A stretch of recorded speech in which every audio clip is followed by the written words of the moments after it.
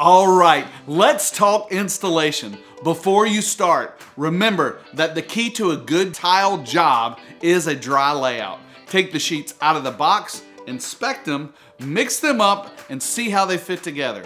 Because these stones are natural and mounted on sheets, sometimes they don't fit together perfectly. This is the most common question we get about this material. But don't worry, this doesn't mean you have a bad batch. You may need to do some adjusting on some stones at the edge of the sheet to make them look uniform. Let's dig in a little bit there. If you're looking at your dry layout and you can clearly see the sheet lines, here's a tip that I use to try to eliminate this look.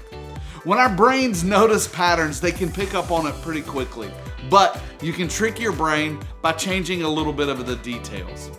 For this material, I suggest identifying a couple of stones that are not fitting well, or maybe there's a large gap between the sheets. Remove those stones, cut them free from the sheet, separating them, and then reinstalling them using some tape and some wedges to split the joints. This can break your eye line and get rid of that window pane effect. Also, once you grout it, it kind of further hides that separation.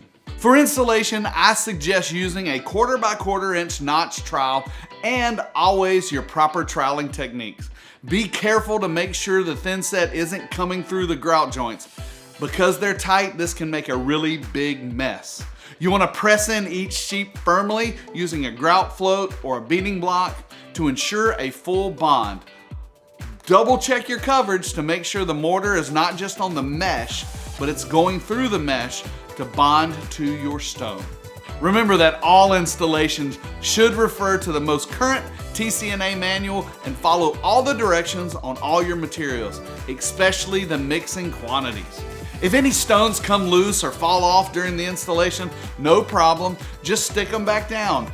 Once again, maybe using some wedges, maybe put a little bit of mortar on the back of them and tape them into place. They'll be fine.